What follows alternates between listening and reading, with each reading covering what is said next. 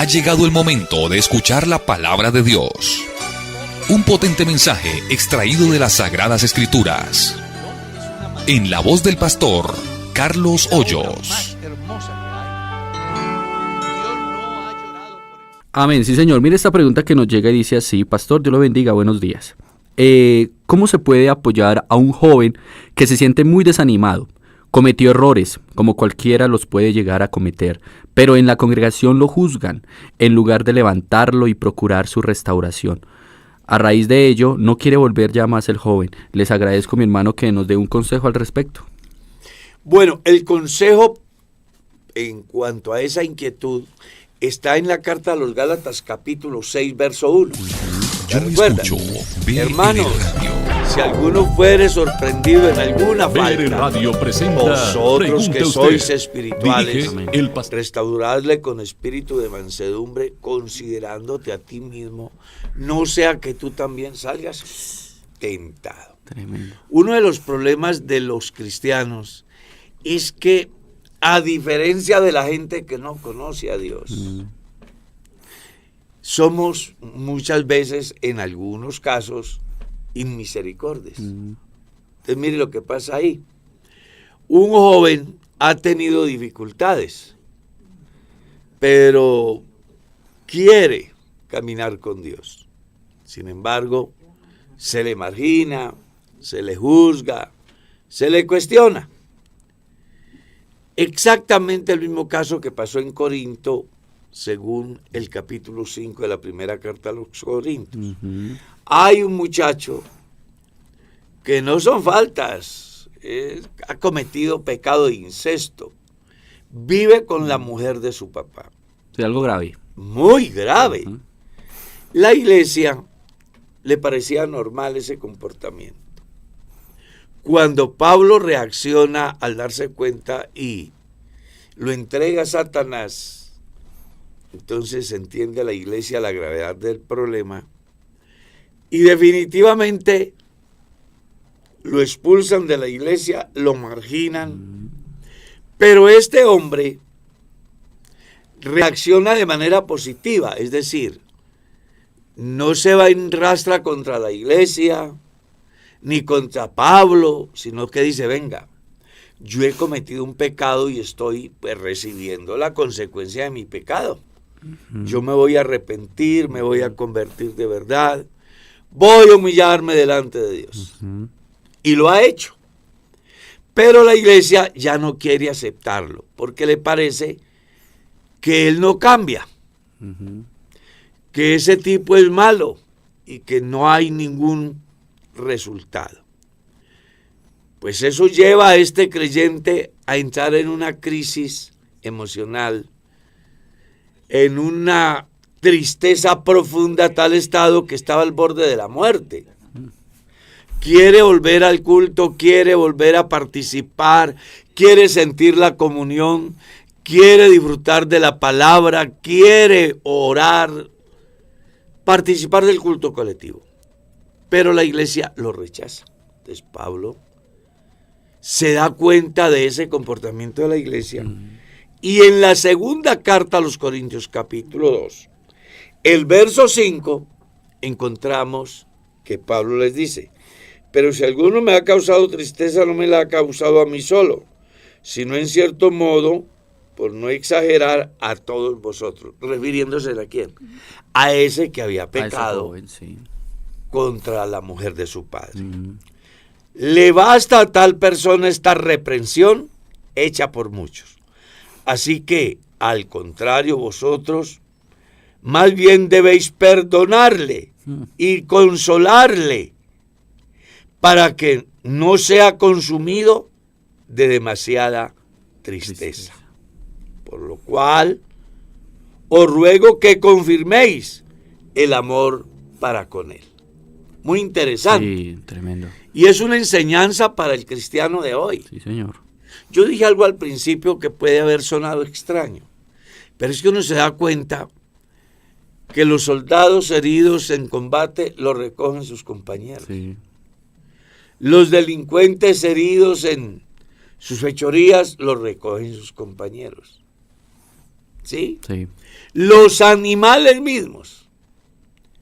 Yo iba hace algunos años a posesionar a un pastor a un pueblo que llama Socha, Boyacá. Sí, señor. Y me llamó mucho la atención porque en la vía un perro había sido atropellado por un carro y estaba pues muerto. Ujú. Pero el perro no andaba solo, andaba con otro perrito. Fue una escena apasionante que me marcó hasta hoy. Si usted viera ese perrito que estaba vivo, tratando de sacar a su compañero que estaba muerto a la orilla para que no le hicieran daño. Es decir, hasta los mismos animales. Claro. Uno se pregunta por qué uno como cristiano Ujú. ve que su hermano tiene un tropezón y cae, y en vez de levantarlo con la mano, le da con el pie. Y yo lo digo por conocimiento de causa. Claro. He conocido casos donde hasta evitan encontrarse con la persona. Y eso va desde los creyentes hasta los pastores. Sí, señor. Es desafortunado. Sí. Yo por eso he dicho, me encantaría que la iglesia tuviera, por ejemplo, un ministerio de bienestar pastoral, donde el pastor que sale del ministerio por enfermedad, el pastor que sale del ministerio en uso de buen retiro, o el pastor que sale del ministerio por alguna circunstancia, él sigue siendo nuestro hermano. Claro. No lo dejemos, no lo abandonemos. Vamos, démosle la mano, hagámosle saber que es importante. Pero uno se preocupa por los borrachos, por los adúlteros, por los fornicarios, ladrones y criminales, y por el hermano nuestro que ha sufrido una herida por causa del enemigo. En vez de ir a restaurarlo, lo destruimos. No, hay un llamado hoy y hay una enseñanza en la Biblia muy importante de parte de Jesús. Él buscó la oveja perdida. Amén. Ojalá que usted y yo entendamos que tenemos el deber espiritual y el deber moral de restaurar a estas personas que por alguna circunstancia en su caminar han tenido una dificultad. Vamos a hacerles saber de que son nuestros hermanos. El hijo pródigo no dejó de ser el hijo del padre. A veces nos comportamos como el hermano mayor, que en vez de alegrarnos, nos incomodamos. Cuando deberíamos de hacer más bien el amor del Padre, que a pesar de, lo sigue amando. Entonces vamos a restaurar a las personas. Yo creo en la restauración. Amén. Y lo creo no como el punto de partida para alcahuetear el pecado, sino como el punto de partida llamado solidaridad Amén. con el que está en una situación compleja que requiere la mano del hermano que le diga, venga, te equivocaste, pero tranquilo, levántate, yo voy a orar por ti, vamos juntos, el enemigo te ha causado una lesión, pero en Dios siempre habrá una oportunidad. Yo creo que solo hecho de saber que nosotros también somos vulnerables y que dice la Biblia que el que crea que está firme mire que no caiga, nos debe poner en la posición de ellos, de que en algún momento podemos ser nosotros. Entonces hay que tener misericordia. Y aparte de eso, hermano Carlitos, la iglesia pensando en eso también creó el ministerio de la reconciliación. Ese ministerio de la reconciliación, y sea esta la oportunidad de decirle a las iglesias, a las congregaciones, que creen un grupo que se encargue de esa labor. ¿No creen, hermano Carlos? Sí, señor. Hay que crear ese departamento en la iglesia local. Sí, señor.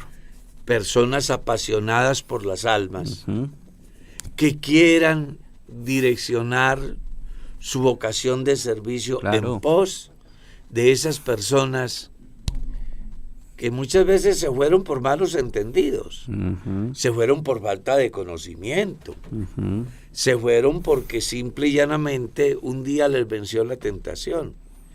Pero si ellos están vivos, ellos tienen esperanza. Amén. Vea, hombre, ni Santiago, que era tan estricto, porque uno de los escritores más cortantes de la Biblia se llama Santiago. Y él dice, hermanos, si alguno hace volver a un pecador del error a su camino, salvará un alma de muerte y cubrirá multitud de pecados. Y con eso termina su carta. Con eso termina su carta. Vámonos con la siguiente. Amén, sí, señor. Pregunta acá, pastor, la Biblia dice en 1 Corintios 11:4, todo varón que ora o profetiza con la cabeza cubierta afrenta su cabeza. Mi hermano, ¿eso se refiere al kipá de los judíos? Ya que algunos dicen que orar con gorra o casco en la moto no es debido. ¿A qué se refiere Pablo cuando dijo estas palabras?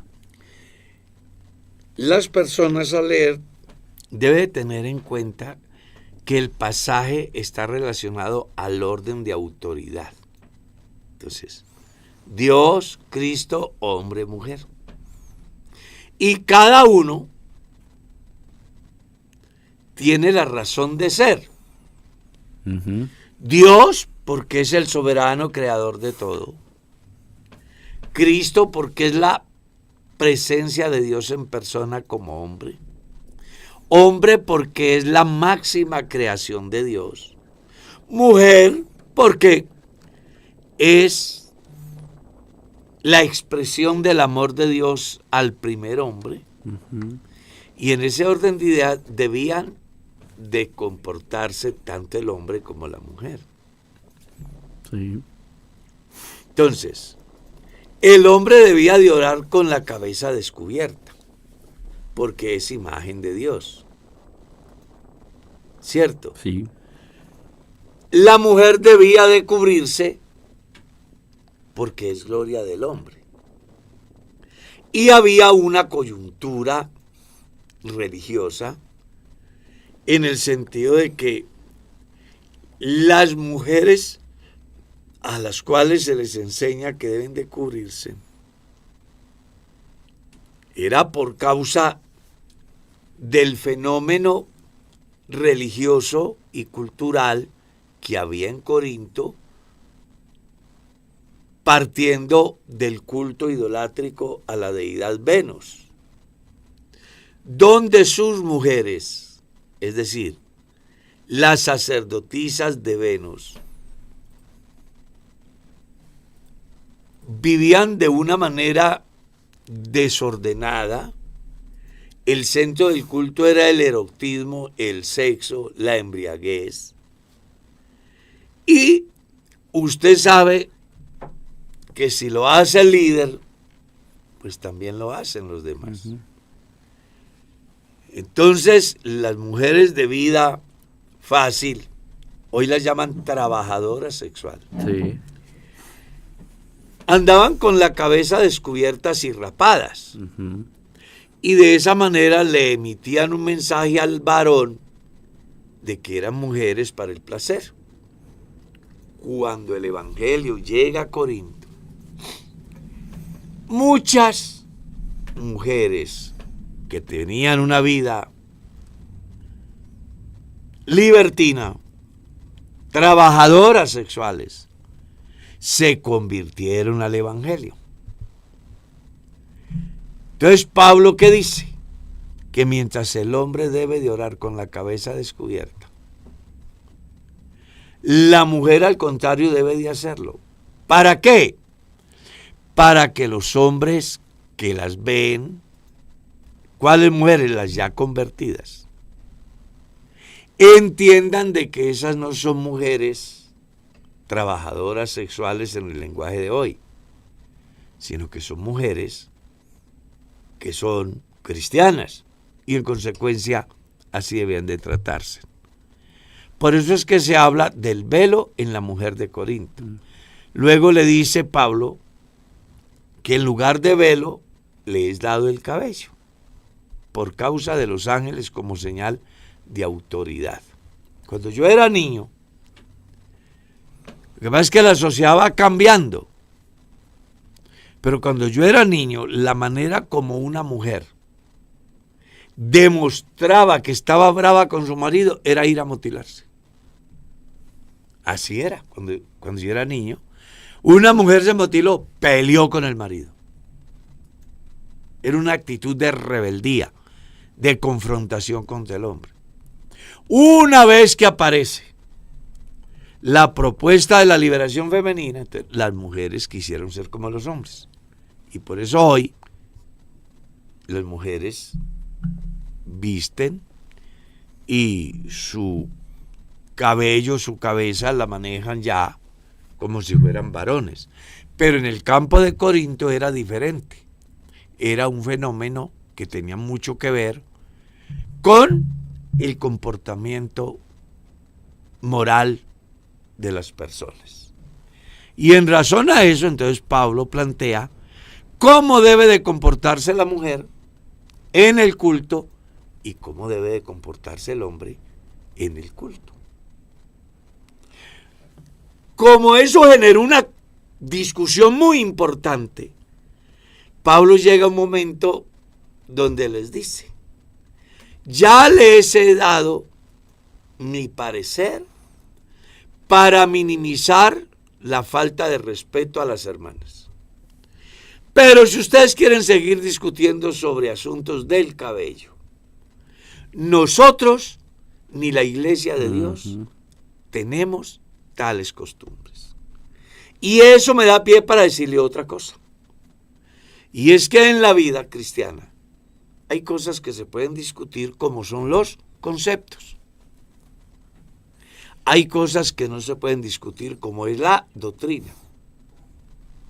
Entonces, los conceptos los podemos aprobar o improbar, estar de acuerdo o no estar de acuerdo.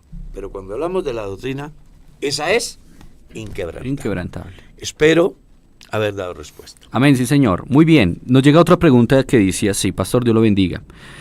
Soy bautizada. Mi trabajo es como manicurista, ya que es algo que sé desde hace mucho antes de convertirme al Evangelio.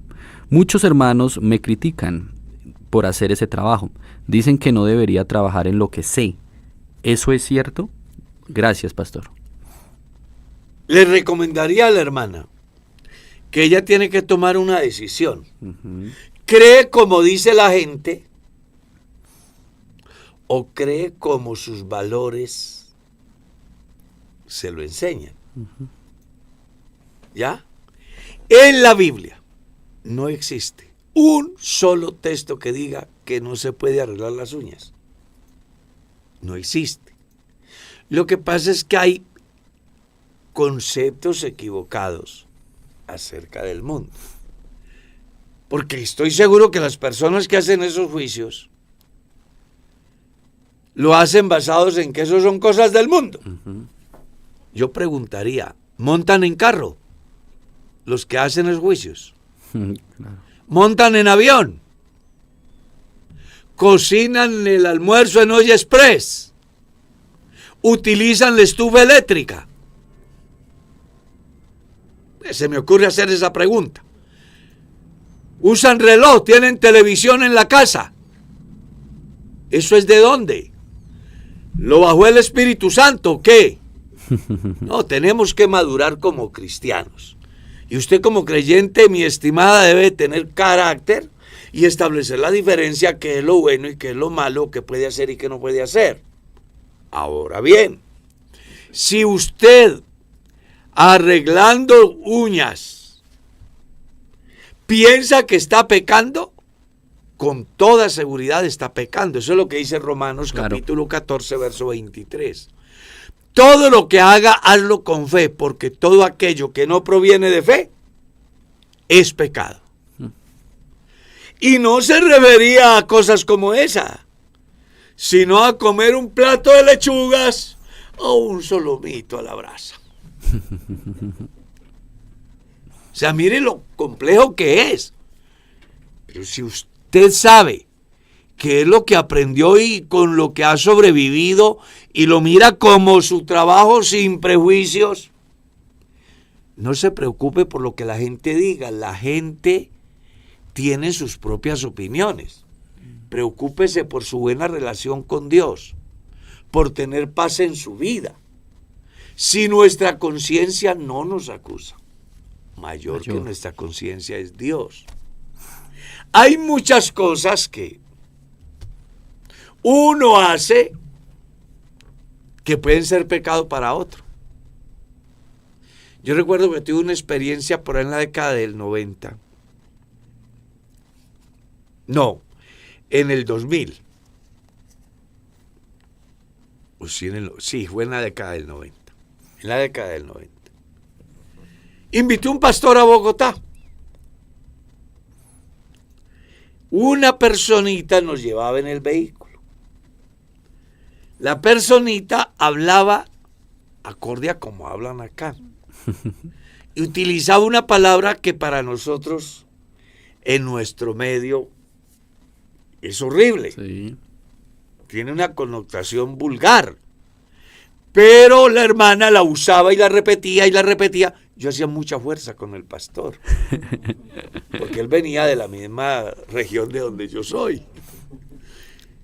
Me tocó pedirle perdón al pastor y luego decirle a la hermana, venga, lo que pasa es que esa palabra que usted usa en nuestra tierra tiene una connotación bastante fuerte. Entonces, esto como para decirles de que dependiendo de la región, nosotros somos un país pluricultural. Hay prácticas, hay costumbres hay léxico que pueden de alguna manera afectar a alguien. Pero el que lo hace sin el prejuicio de que esté mal. Y entonces porque a mí me parece mal voy a juzgar a esa persona. No. Tengamos la madurez cristiana suficiente para entender el por qué se dan las cosas. Y no hagamos juicios que sin duda alguna van en contravía de lo que Dios enseña. Nadie está llamado a juzgar a nadie, porque Dios es el único que puede juzgar y condenar. Muy bien, pastor. Excelente. Dice acá, pastor, Dios lo bendiga. ¿Qué consejo se le puede dar a una hermana que comenzó a caminar los caminos del Señor hace poco? Pues ella menciona tener miedo de tomar decisiones en su vida que no le agraden a Dios, que se salga de su voluntad. Ella piensa que si toma una mala decisión será falta de su fe en Dios. ¿Cómo puedo yo aconsejar a esta hermana? El consejo es bíblico. La voluntad de Dios es buena, es agradable y es perfecta.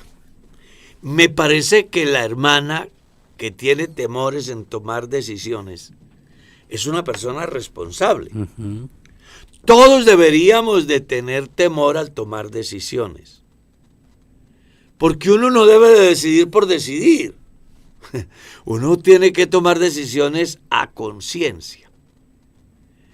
Y si yo voy a tomar una decisión sentimental, por ejemplo, o financiera, por ejemplo, o de viaje, por ejemplo, o de ilegalidad en otro país, y cualquiera de ellas en un momento determinado me generan dolor, incertidumbre, yo ya debo de saber que no es la voluntad de Dios. Claro. Porque la voluntad de Dios es ¿qué?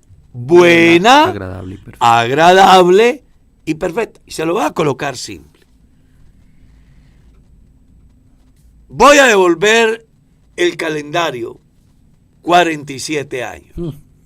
Voy a una iglesita donde el salón es más pequeño que este estudio de radio. Hay 3 banquitas. En un rinconcito veo a Merceditas. Está con su vestido camel. El borde de su cuellito es vino tinto. El borde de la manga de la blusita es vino tinto. En fin. Me encantó Merceditas. Ese día le dije al que iba conmigo, ¿estás viendo a esa muchacha? Me dijo, sí, con esa me voy a casar. Nunca me generó incertidumbre, ni dolor, ni inseguridad. Todo lo que ella hacía me llenaba, su comportamiento, su caminar, sus relaciones interpersonales con los demás, su vida en su casa con sus padres, su voluntad laboriosa. Todo, mejor dicho. Todo. Entonces yo, después de unos años, pues le hice una propuesta interesante. Le dije que si ella quería, yo me casaba con ella. Y ella me dijo que sí. Y nos casamos.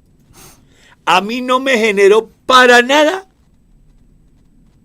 ni en los momentos que hablábamos, me generó dolor, Duda. nada. Yo dije, esta es. Y parece que sí. Porque ya en 6 días, completamos 47 años de matrimonio. Y aquí estamos. Pero vamos a suponer que en la relación con ella, yo veo que es coqueta. Yo veo que, aunque me llena humanamente, en su parte de higiene me genera asco. Pues yo no debería de meterme por ahí. Claro. ¿Está claro? Eso para ilustrar de que cuando yo voy a tomar una decisión, yo debo de mirar que la decisión es buena, que la decisión me agrada y que la decisión es perfecta. Amén. Y quienes piensan así deben de ser admirados porque miden consecuencias. ¿Por qué tenemos tantos problemas hoy? Porque las personas se casan por la apariencia, por prejuicios sociales, ¿cierto? Simplemente por placer, por decepción, porque era el último tren. Y eso así no funciona. Sí, es verdad. Hablando de ese campo del matrimonio. Sí, señor. Si vamos al ser ilegal en otro país y me voy a ir del país consciente de que va a ser ilegal, yo tengo que medir desde antes de irme si el irme de ilegal me genera paz. Si el irme de ilegal veo que es perfecto. Si el irme de ilegal veo que es bueno. Si veo que eso es bueno, pues me voy. Pero si veo que no es bueno, que me genera incertidumbre, y que si me deportan, y que si me encierran, y que si me violan, pues entonces yo tengo que saber que esa no es la voluntad de Dios. Claro. Sigamos. Así de sencillo. Mano Carlos, mire lo que dice acá. Tratando como de desmenuzar Claro. las cosas. Sí, señor. Pregunta acá nuestro oyente. Dios le bendiga, pastor. Estoy casado hace 25 años y soy servidor hace 17. Y hace más de 10 años sufro rechazo de parte de ella. No cumple como esposa. Ya hemos recibido consejería pastoral, pero sigue peor el problema. No sé qué hacer. He pensado en divorciarme. Ayúdeme, por favor, con un consejo. Gracias. Hay que hacer un diagnóstico del por qué tiene esa dificultad. No siempre será culpa de la mujer. A veces el hombre ha hecho el camino para que el comportamiento de ella sea así. No es el caso del hermano. Pero yo he tratado cualquier cantidad de casos donde el hombre es un maltratador. La estigmatiza, la escandaliza, la pone en ridículo, inclusive la agrede físicamente y enseguida quiere tener intimidad con ella. Eso sí no funciona. Sí, es necesario conocer. Entonces, es necesario que hables con su pastor, que desnuden el alma, para que el pastor pueda hacer una buena terapia y les pueda ayudar si existe compromiso de ambas partes que quieren solucionar el problema. Yo he atendido en mi oficina parejas que vienen buscando hablar la última vez porque a partir de hoy se acabó el matrimonio. Pero uno comienza a escucharlos y ellos comienzan a desnudar su alma. Y al final uno descubre el por qué están mal. En un momento se piensa que el culpable es él. Después de todo descubre uno que la culpable es ella. O, al contrario, en un momento uno piensa que pobrecito el hermano. Pero al final uno descubre que el culpable es él. Entonces, por eso es muy importante que en todas las decisiones en el campo de la consejería se haga un buen diagnóstico y quienes requieren la ayuda estén dispuestos a ceder, porque el consejero es como el árbitro en el partido de fútbol. Los dos jugadores creen tener la razón. Yo no lo golpeé. Y el otro le dice, me dio aquí. Entonces tiene que entrar el árbitro. Por eso colocaron el VAR. Porque lo que no ve el árbitro, sí lo vio el VAR. Bueno, el consejero más cercano, que debe de ser su pastor, ha de ser la persona que tenga el VAR al alcance. ¿Y cuál es el VAR? La sinceridad de ambos. Y la voluntad de ambos para solucionar el problema.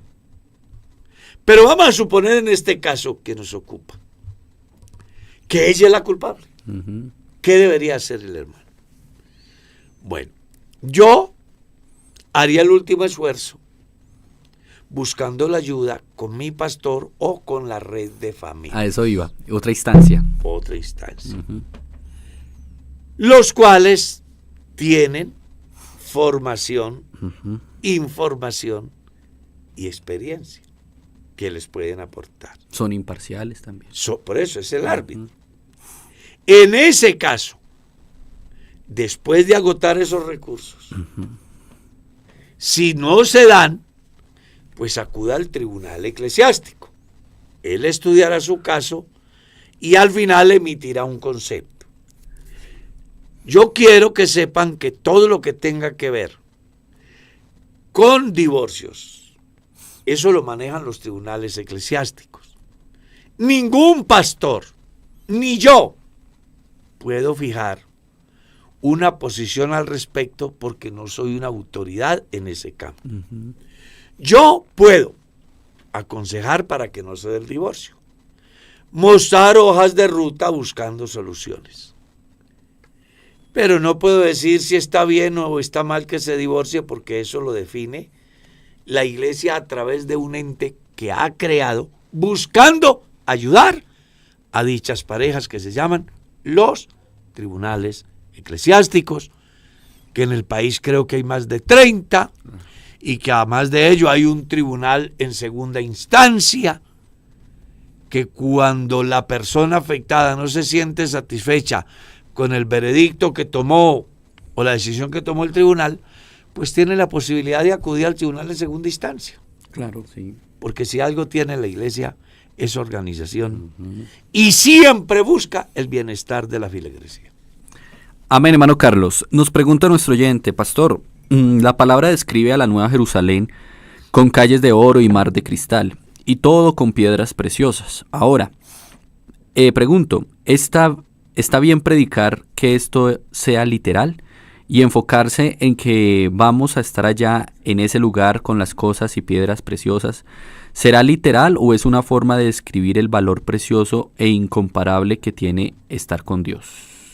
Es simbólico, es una figura. Aclaro desde mi visión. Porque hoy, pues con los teólogos que tenemos,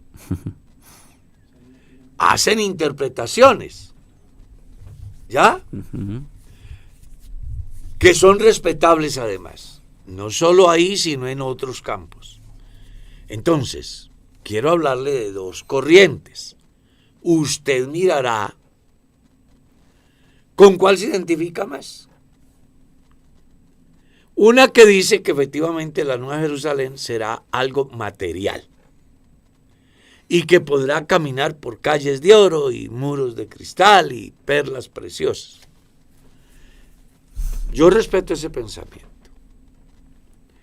pero yo espero, porque esos son conceptos que no afectan la salvación, ni del uno ni del otro. Desde mi pequeño conocimiento es buscar, mostrar al peregrino en la tierra el gran valor de lo que es la eternidad con Dios. A eso es a lo que pienso yo que se refiere la Biblia. Por eso hablo de ¿qué? De dos corrientes de pensamiento. Amén. Dice acá nuestro oyente pastor, ¿podrá salvarse una creyente anciana que su comportamiento es de mal testimonio? Pelea con vecinos, con hijos, nietos, familiares, inconversos, no acepta ninguna corrección. Eso sí, ora mucho. Ella ya no se congrega, pide perdón, supongo que por la ancianidad, pide perdón a Dios, pero sigue lo mismo, diciendo que ella es así y que seguirá comportándose de esa manera. En el reciente pasado yo di una enseñanza que se llama Controlando nuestras emociones. No es cierto de que yo soy así, me tienen que aceptar así porque yo soy así. Santiago en su capítulo 1, el verso 17 dice, todo hombre sea pronto para oír, tardo para hablar y tardo para airarse. Y explica la razón. Porque la ira del hombre no obra la justicia de Dios. ¿Qué está diciendo Santiago? Controle sus emociones. Entonces, hay dos cosas para ver acá. Una, la del juez, que está diciendo, si vive, si actúa, si se comporta, si piensa, bueno, si no asiste, si... Ese es el juez. Y el otro es el reo, el sentenciado. Yo al juez le diría que hay que orar por la persona. Y a la persona le diría que tiene que arrepentirse. A veces a nosotros se nos olvida lo que Jesús dijo. ¿Por qué ves la paja que está en el ojo de tu hermano? Está hablando de las personas que están enfrente del que vive equivocado las 24/7.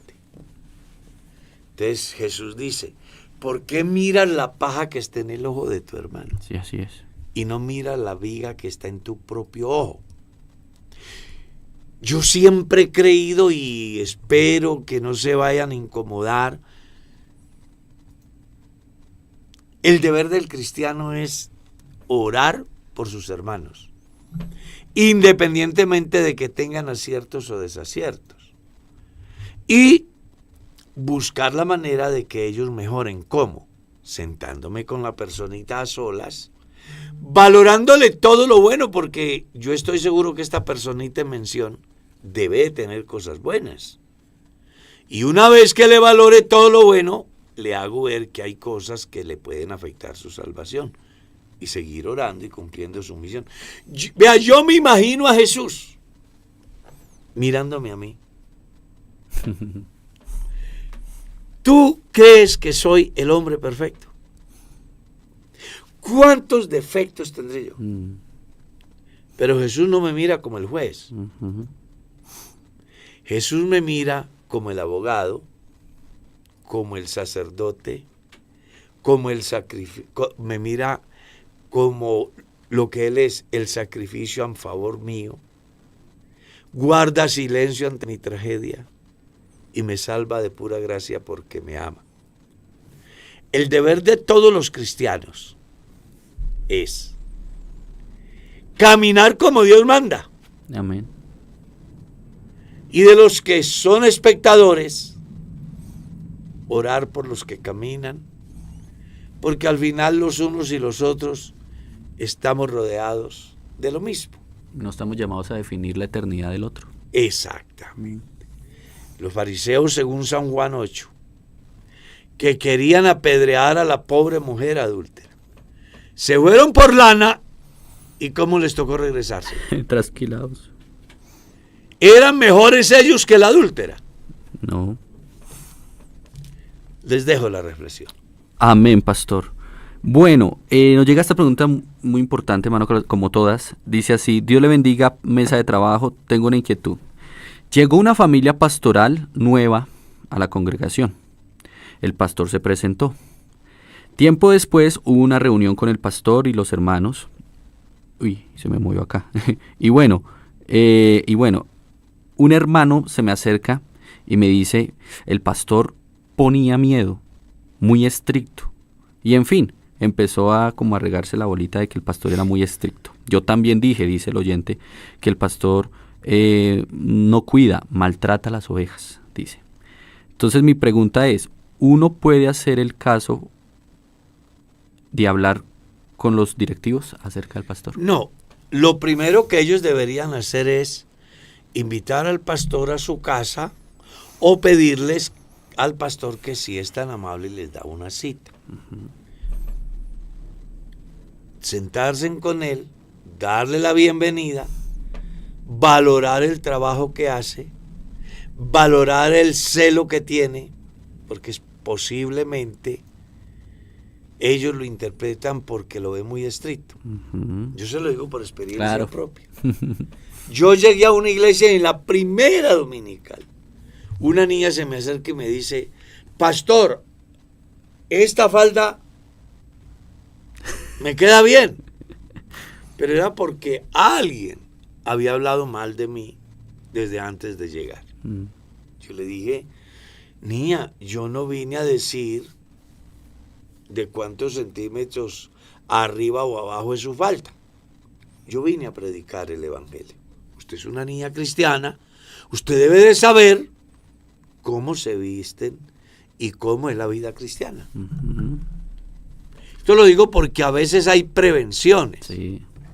Y ojalá que las iglesias entiendan que no hagan juicios antes de, porque a lo mejor el pastor es más noble y más equilibrado de lo que ustedes piensan. Claro. Yo fui a una iglesia donde una creyente dejó de asistir como 20 días. No volvió a la iglesia. Porque allá le habían dicho que el pastor Carlos era... Pero después se dio cuenta que no era así. Entonces, a veces los creyentes tienen ciertas prevenciones y a lo mejor eso haya pasado. Entonces yo les recomendaría primero que conozcan al pastor. Hay que ver también a qué se refieren de estrictos, quién sabe qué. Claro. Entonces, pero vamos a suponer que de verdad es, como dicen por ahí, cuchilla. Pues, como usted es una oveja del redil, usted en la iglesia tiene derechos y también tiene deberes. Entre sus derechos está que su pastor lo oriente. Pero en su deber está generar un ambiente de confianza para poder compartir con su pastor. Entonces, siéntese con él, hable, genere conciencia acerca de la inconformidad que se está dando. Siempre valorando lo bueno. Pastor, estamos muy felices con su venida. Nos parece que usted es un hombre enviado por Dios y queremos que dure mucho con nosotros. Pero tengo cierta inquietud y está relacionada con esta y esta y esta temática. Si yo estoy equivocado, por favor, ayúdeme, porque yo quiero ser salvo. Si estoy en lo correcto, ayúdeme. ¿Cómo? Buscando soluciones al fenómeno que se está dando. Y yo estoy seguro que si ese hombre es un pastor, entenderá y dará el brazo a torcer cuando tenga que perder, o lo orientará para su beneficio. Pero vamos a suponer que el pastor sí es definitivamente cuchilla, como dicen. Entonces, hay un superior inmediato al pastor, que puede ser el pastor que lo administra, o En caso de que ya sea un pastor anciano, están los superiores, los directivos. Entonces vaya donde uno de los directivos, siéntese con el directivo, háblele bien de su pastor, no lo acuse, sino más bien trate de buscar una ayuda para usted, para el pastor, para la iglesia. ¿Cómo? Señor presbítero, señor supervisor, yo tengo una inquietud. En la iglesia donde soy pastor se está presentando esto y esto y esto. Y pues me genera cierta inquietud. El objeto de esta charla no es acusar a mi pastor, sino más bien buscar una ayuda, porque a lo mejor yo estoy equivocado. ¿Sí? A lo mejor yo estoy equivocado. Y necesito que si yo estoy equivocado me ayude. En caso de que sea mi pastor, pues nosotros amamos a nuestro pastor y queremos que lo ayude, porque dependiendo del bienestar de nuestro pastor va a estar el bienestar de la iglesia. Estoy seguro que ellos tomarán cartas en el asunto, orientarán al creyente si está equivocado o orientarán al pastor. Y juntos podrán marchar. Hay muchas cosas que se pueden solucionar hablando, sin necesidad de entrar en el pecado que para mí es gravísimo. Se llama la murmuración. Sí, amén. Para mí eso es gravísimo. Amén, mi hermano Carlos. Nos preguntan, pastor, cuando la Biblia dice que el amor de muchos se enfriará, ¿a qué se refiere? ¿Y a quién se le va a acabar o enfriar ese amor? ¿A los cristianos o a la gente del mundo? Jesús se está refiriendo a sus discípulos acerca de los eventos que se van a dar y que en consecuencia van a generar ese comportamiento. Le voy a contar una anécdota de la vida real. Cuando nosotros creímos al Evangelio, la puerta de la casa estaba abierta para todo el mundo. Los hermanos entraban hasta la cocina. Había mucha confianza.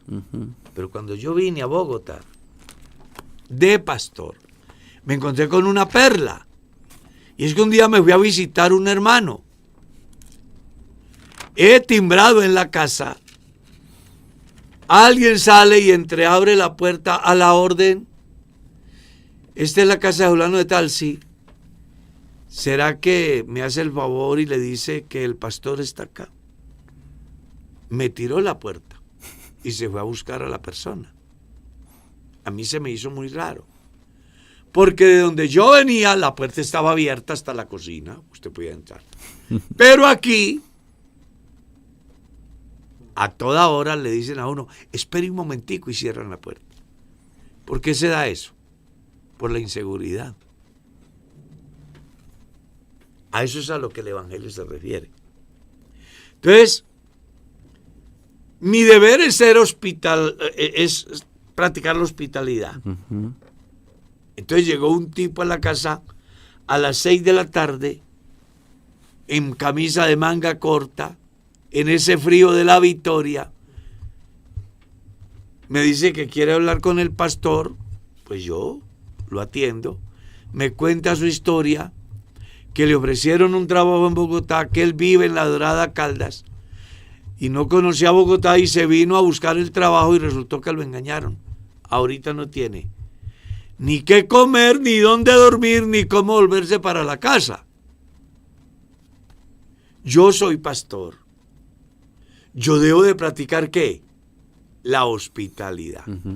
Pero como a mí me han dicho que tengo que poner cuidado, que porque los ladrones se meten y roban, pues aunque yo debo de tener amor por mi prójimo y debo de ser hospitalario, pues tengo que tomar medidas, porque de pronto tratando de hacer un bien me matan a mis hijos o amanezco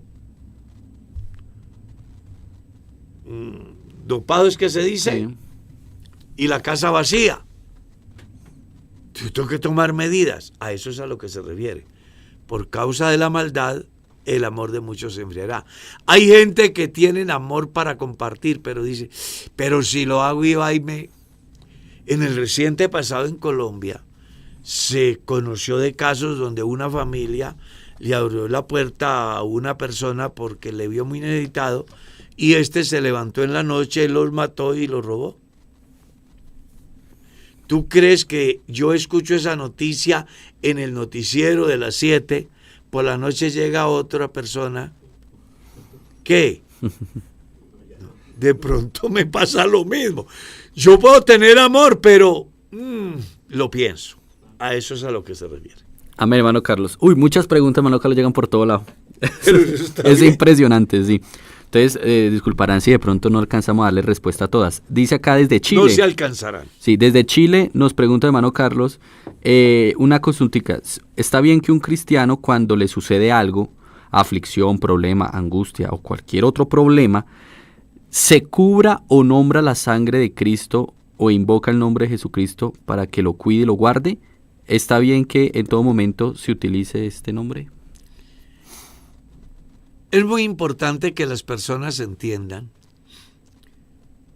que Dios me cuida si yo me cuido. ¿Está claro? Entonces, cuando yo me cuido, yo estoy cubierto. Puede presentarse una urgencia, yo acudo a invocar el nombre del Señor. Pero las personas también deben de aprender que el nombre no se debe de usar por deporte. Se le cayó la taza, hay poder. Se le olvidó apagar la estufa, hay poder. ¿Sí? Llegó la persona que le mueve el piso, hay poder. Bueno, no se puede tomar el nombre del Señor en vano. Claro, delicado. Hay que poner cuidado en eso. El nombre funciona, pero hay que mirar que no le pase a usted lo del pastorcito mentiroso, ¿lo recuerda? Uh-huh. ¡Ahí viene el lobo! Y de tanto decir, cuando de verdad vino el lobo, ¿qué? Tremendo, ¿no? Nadie le creyó. Bueno. Amén. Son las 7 en punto. ¿Hacemos otra? Sí. Listo. Preguntan acá, pastor, ¿es normal? Ahí se me mueve acá, ya. Es normal que... Es que como van llegando, Sí, sí, sí. llegan y llegan. Que una esposa de pastor predicando desde el altar le diga a un hermano que es docente, bueno, no sé si sea maestro de escuela dominical o docente de profesión, que si no trae niños a la iglesia le falta visión. ¿Está bien que diga eso? Lo primero es que ella no está predicando. Porque cuando uno hace esos comentarios, no está predicando. Tal vez está haciendo una observación. Exacto. Y pienso que las observaciones, cuando afectan a la comunidad, deben de ser generales. Uh-huh. Cuando es un solo individuo, debe de llamarse a solas. Uh-huh. Entonces creo que si ella lo ha hecho de manera general, sabiendo que solo hay una persona, sí está mal hecho. Y si utiliza el nombre de la persona, sí está mal hecho. Claro, peor. Porque el lugar de reunión tiene un fin, y es la de predicar el evangelio. Cuando dentro de la comunidad hay algo que afecta a la comunidad, entonces yo debo de pedir permiso para hacer ¿qué? Una observación y generar conciencia acerca de la anomalía porque está afectando a toda la comunidad. Pero si es una sola persona, lo que se debe de hacer es llamar a la persona sola a la oficina y hablar con él o con ella y decirle, venga, hay algo que se debe de hacer. El tiempo se fue. Se fue el tiempo, hermano.